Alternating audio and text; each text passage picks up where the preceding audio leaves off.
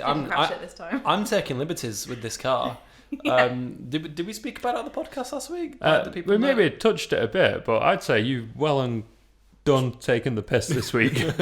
Literally, he 170 miles, just doing all kinds of errors. Yeah. The first chance that you I set got off on Friday.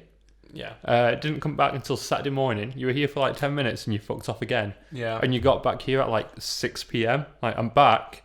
Yeah. And I took your key because mine doesn't work. Yeah, I only came back here because the key doesn't work. So on Friday, it was our mum's belated birthday meal. So our family's not very small. There was 4 of us at the table. It was her birthday a few weeks ago, but now obviously pubs and restaurants are opening. It's great. So what I did was I planned to drive to my mum's house, pick her up, pick my grandma up, and then we'll go to the restaurant. And she says, oh, park it in front of my car because then it won't block the road as much. Okay, great. So I do that, turn the engine off, go inside the house, come back 5 minutes later, put the key in, the car doesn't start. And it's like, right, well, I've blocked you in now, so we are literally fucked here. What we're going to do, the table's in like 30 minutes and we can't just go late because, you know, COVID, like everything's booked into time slots. So it's like, shit.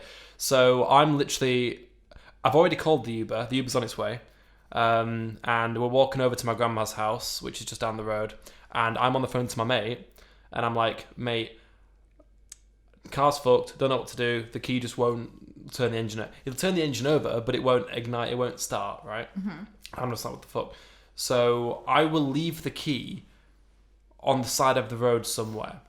Here's a video of me doing that so that you know where it is. You deal with it. I'm gonna go and have this lovely meal with my family that I've not seen him for like 4 months, right? I'm gonna go and do that. Can you help? And he's like, all right. So anyway, I'm having this meal and I get a Snapchat from my mate and he's literally with his girlfriend. He walks over to the car, sits in it, and it starts first time. And he's like, idiot, like what the fuck, like putting on a voice and just being like, because he can't understand what the hell is wrong with me. The car just, and then I think it was Saturday morning. I tried to get in the car again and it wouldn't start. But then I waited 15 minutes and then it did start.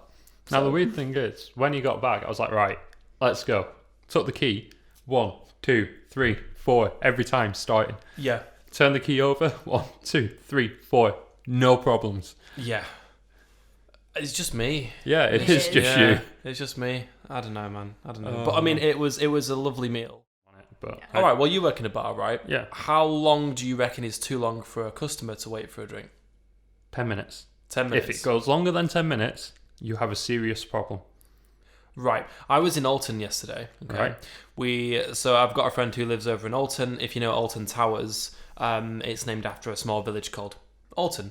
And it's funny because they actually, the residents a few years ago kicked up a fuss about the noise from the rides, which you can only actually hear because they can't build above the tree line. You can only hear the noise if you go up to where this castle is, and you know there's like a churchyard and it's quite high up on this hill.